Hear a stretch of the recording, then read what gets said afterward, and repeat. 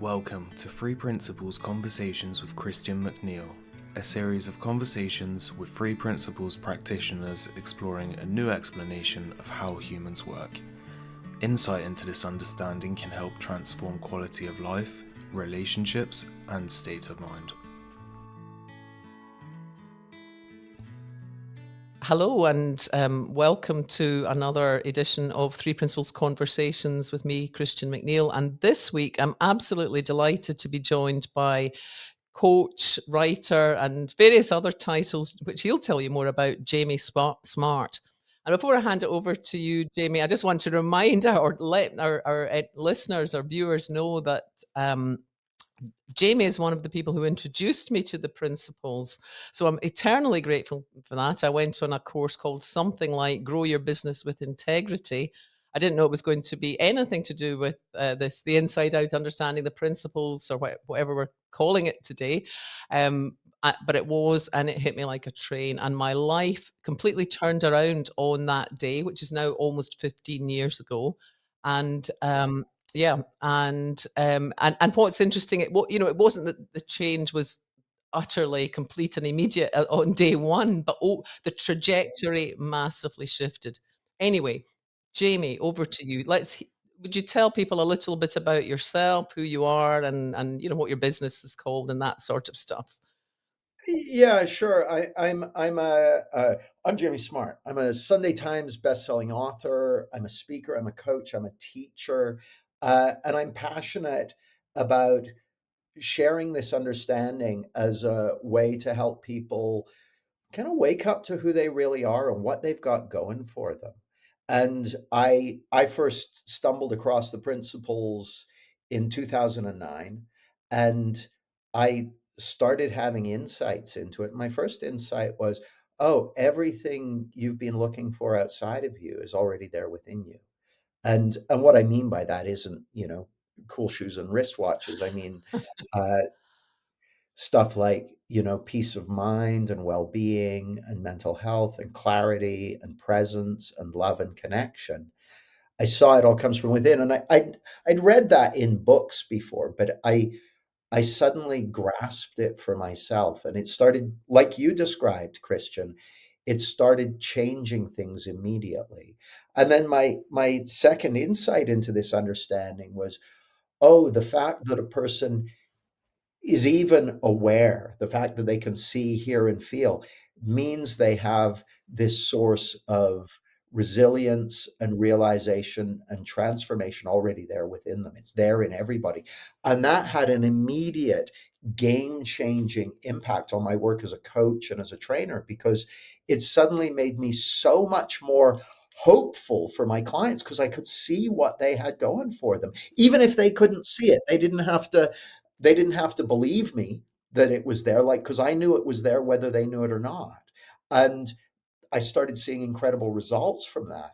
And then, and this was all, the beginning of 2009. And then in June of that year, I had a sudden realization, which was, oh, this is the future of psychology. This is to psychology what the discovery of germs was to medicine, right? Like a paradigm shift. So literally that day, I called up my office back in the UK. I was in the US at the time, and I said, there's principles for psychology. We're changing direction. We're going all in with the principles, because I really got at a knowing level. This wasn't an intellectual thing, Christian. I knew, oh, this is what I'm going to be doing for the next 20 years. This is what I'm going to be putting all my energy into, and that sort of thing. So it's been 16 years so far, and it's been an amazing adventure. It's incredibly heartening and encouraging to see people's lives being touched by this understanding. And yeah, that's kind of what I'm about and what I'm up to.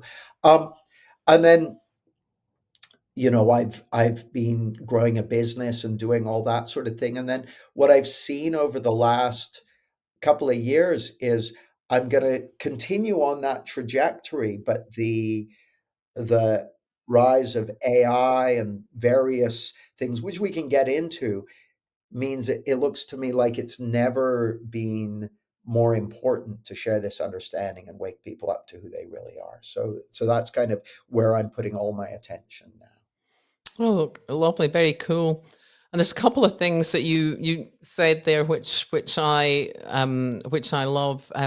One of them, you talk about what people have going for them, and that's so important. I think for it's so important for a client to notice, or to a student of this to be aware of, but also, as you say, as a coach, as a facilitator, it's enormously helpful to know that whether it's one person before me or a group, everything that we need for change to happen, for transformation to happen, is already there. And I, as a coach, will find evidence, as a coach and ex-lawyer, will find evidence to back up what I'm pointing the client to. There will be evidence in their life already. They will have had some insights. They will have had moments of great creativity. They've survived everything that's happened to them up until now. And there's another thing that you say, that I really resonate with, and I think it was important for me, and I think I kind of aped and adopted it early on. And you talk about being all in with this. That, and that was important to me. And um it's not that it isn't true unless you're all in, but there was something about being really willing to um commit to looking in this direction, to being open-minded, and and it wasn't about it wasn't about buying into a dogma, not that at all, but it was about really the the initial insights that occurred for me. One was that I was not broken, having spent the previous 20 years trying to recover from my brokenness. It was huge. But the that thing of just being, that insight gave me the push, the evidence, the experience of being willing to be all in. I think there's more to be seen here, and not to immediately, get into where are the double blind control placebo studies, etc. Just keep an open mind and look at that. There's something here, and you really want to keep looking at this for a while. So those are two of the things that I have found very helpful, that I have learned from you, from way back and early on. Yeah, and to the second point there, Christian, it seems to me like there are a couple of things that are very valuable for a person to know, and one is that what you and I are talking about, every human being, if they're willing to have a look, will find the evidence to support it in their own life and in their own experience. So it makes it a very subjective process of exploration and learning and evolution. So that's the first thing. But the second thing is, this is genuinely a new paradigm. And so it means that my assertion, anyway, to someone who's listening, is that there is a frame of reference that we've each been taught to use to navigate life. And that frame of reference actually has misunderstanding built into it. And there's a source of insight and clarity and guidance within you that can literally establish a new frame of reference that will have you more in touch with your well-being and mental health, that will have you more available to insight and realization, that'll have you uh, uh, able to be guided uh, by a deeper truth that resides within you and resides within all of life. So it brings you more into contact with life and with reality and with other people and all that sort of stuff. So it's there to be seen if people are willing to have a look for themselves. Yeah, lovely. Um, was it you that coined the phrase subtractive psychology? You spoke about a new Yeah, paradigm in psychology, but because I yeah. love that too. That this really is about taking stuff off your mind, as opposed to learning a whole lot more techniques. which I had many of at the time that I encountered this work, and you know the peace being revealed rather than worked for, or whatever. Yeah, yeah, yeah. Well, thank you for that too. Yeah. Pleasure.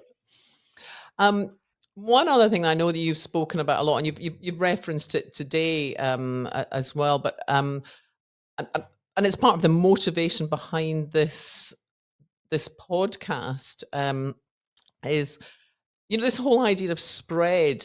As you know, I came into this work, and I had been involved in the 12 step, the recovery movement, for many years before I got into this.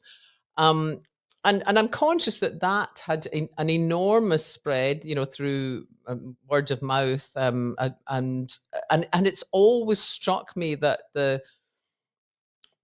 this work has been much slower to get out into the world. And I'm just curious to hear how you're seeing that today, and also your thoughts about what any of us can do to take to spread it further, because the benefits are so immense.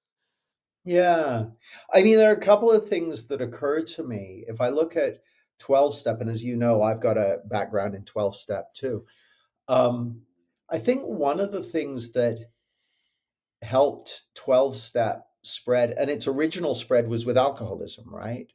And and I think one of the things that helped it spread so rapidly in the early days of that movement were, one, that it was addressing a very specific, really bad problem, which was alcoholism, for which there was pretty much no cure at the time.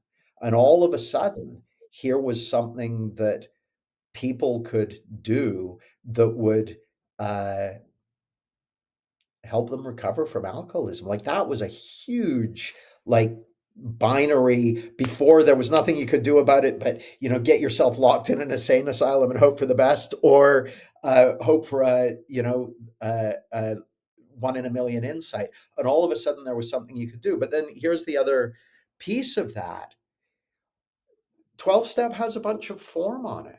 So it's got meetings, it's got things, so there's a structure there. And hats off to the people who started AA, Bill Wilson and Dr. Bob.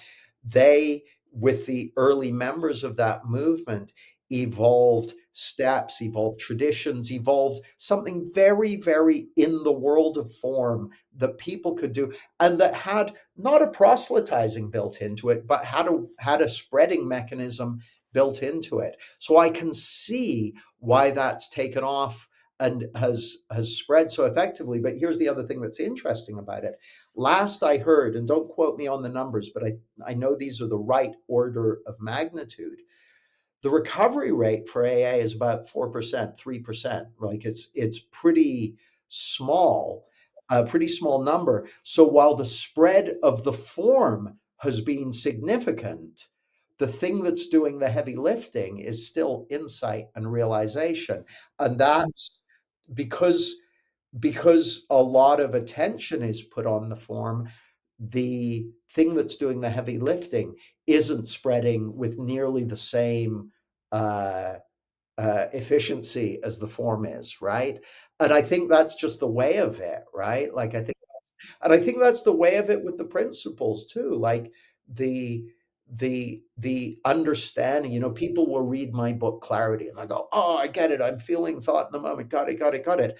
And a bunch, hundreds of 100,000 copies of my books have been sold, and that sort of thing. So lots of people get something about that. But the only thing that's made a difference to those people is their own insights. And when it comes to spreading your own insights, well, that's kind of an art in and of itself. So I think part of it's funny. A buddy of mine once said, he said, "You know what the problem with the three principles is?" I said, "What's that?" He said, "They don't photocopy very well." And and it's true, because what we're pointing to is something that's intangible, it's formless, it doesn't have structures or techniques or processes or that sort of thing. So it's just not as easy for people to pin down. And so I understand why it hasn't uh, taken off at the same rate that Chat GPT or Facebook has, right? Uh, Nevertheless, it looks to me more important than ever, and maybe we'll get on to why that is.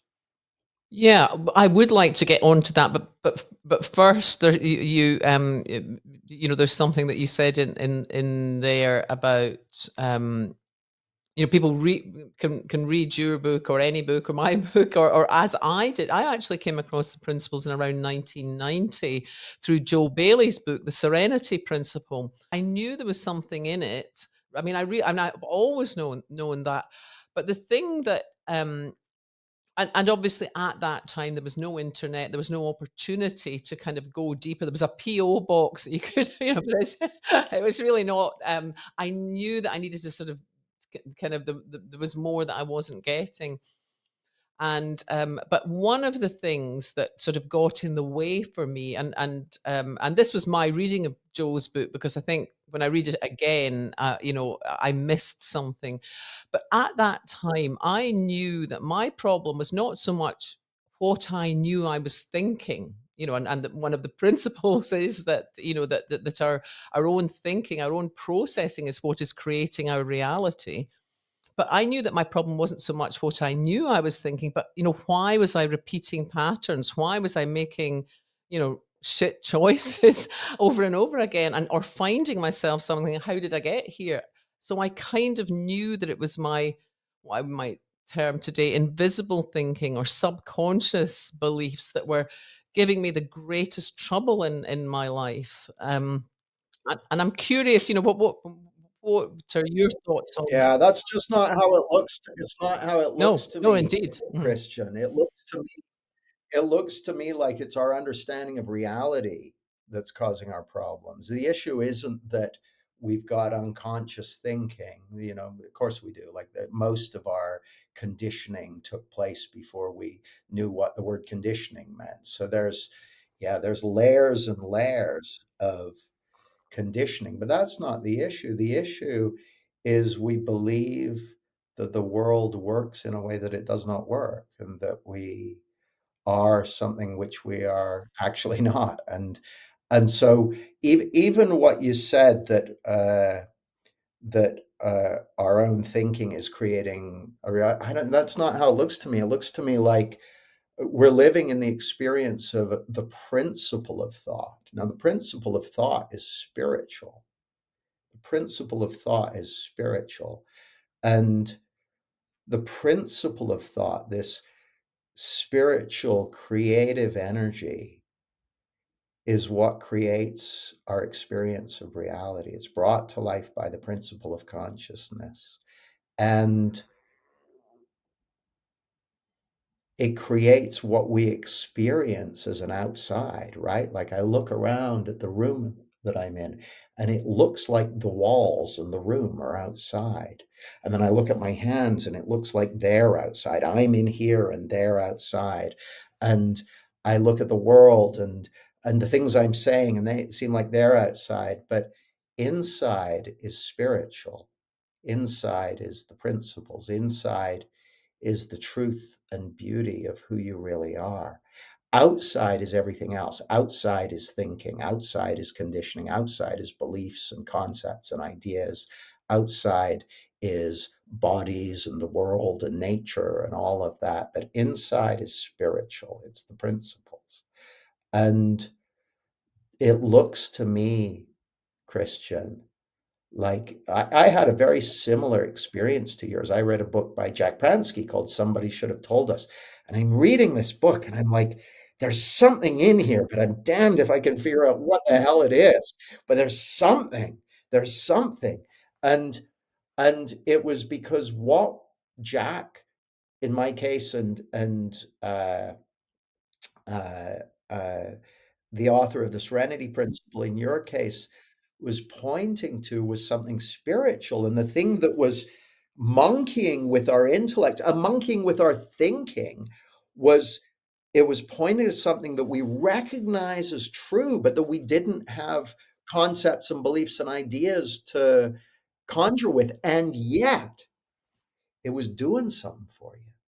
It was doing something for you. So what I'm passionate about is people waking up to who they really are, which is consciousness itself, and how their experience is created, which is we're living in the experience of the principle of thought taking form in the moment. Now, that's not the experience of thinking, it's the experience of the formless energy of thought taking form in the moment. And people don't like the weird way I talk. Here's another way of saying it. You're living in the experience of the wisdom and intelligence behind life, creating reality moment to moment. Or you're living in the feeling of God breathing life into the world moment to moment.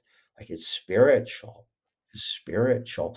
And so when you talk about invisible thinking, I mean, like, yeah, I'm assuming that in my case, I've done a lot of archaeology on that stuff, right? In my case, I assume 99% of it is still invisible, right? So I'm not really concerning myself with that stuff because that that invisible thinking, quote unquote, ceases to be an issue the more that we understand how our experience is created and who we really are. I'm going to suggest that the issue isn't that we've got X amount of shonky thinking. We all do, right? Uh, the issue is we have a paradigm for life which is false, which is not true. We're believing something that is fundamentally untrue. And if someone was watching a fictional TV show and they thought it was reality, the most valuable thing you could do for them isn't examine all the scenes and unpick them. It would be to say, no, that's a TV show. That's not reality. So, so my assertion to you, Christian, is there's a way that we work. And as we get eyes for what that is, then it just takes things off our mind and relieves us of the need to do all that invisible thinking archaeology that so many uh, so many traditions point us in the direction of. And there are lots of people who disagree with me on this, but that's my story and I'm sticking to it. Well, I prefer yours. That's great. You you touched on earlier, you know, why in your opinion that it's never been more important to be part of disseminating this work, sharing it with the world. And I'd love to hear you say more about that. I mean, I have heard you talk a bit about it before, but I'd love to hear you expand on that a bit more. Well, it's funny, Christian, back when I was working in London as a project manager, so this is the late 90s, I came across a quote from a guy called D. Ward Hawk, who's the guy who started Visa, the credit card company, which was this huge network of payment companies and that sort of thing. Anyway, turns out Hawk was a bit of a hippie, and he said, I've got it here. He said, "We're at that very point in time when a 400-year-old age is dying and another is struggling to be born, a shifting of culture, science, society, and institutions enormously greater than the world has ever experienced. Ahead, the possibility of regeneration of individuality, liberty, community, and ethics, such as the world has never known, and a harmony with nature, with one another, and with the divine intelligence, such as the world has always dreamed." Now, I read that in the late 90s, and it kind of struck a light for me. I'm kind of like, oh, yeah, that's where we're headed. That's a possible future that's opening up for us. And it was one of the things that inspired me to start my own business and start teaching people about what I saw then as kind of the tools for freedom, which was my early explorations of the mind and that sort of thing. And it's one of the lights that's kept guiding me as I've explored the principles and I've done what it made sense to me to share it with the world. Well, I look at where we are now, and the thing that Hawke describes in his quote, a 400-year-old age dying and another struggling to be born, we are right there. We are right there. And there's a way in which many of the systems that we rely on in the world are fragile and at breaking point, whether we're talking about the global economy or whether we're talking about, climate crisis or whether we're talking about food security or whether we're talking about artificial intelligence or social media and algorithms hacking our limbic system. Uh, the systems that we rely on are starting to uh, they're starting to stretch at the seams, and rivets are popping out and that sort of thing. And it's because the system's going to be reforming. Our society is going through a big transition, and it seems to me that the what I think of as the beautiful possibility that D. Ward Hawk describes, that really is a possibility, a world of genuine abundance and a different way of relating to each other and to nature and to the world.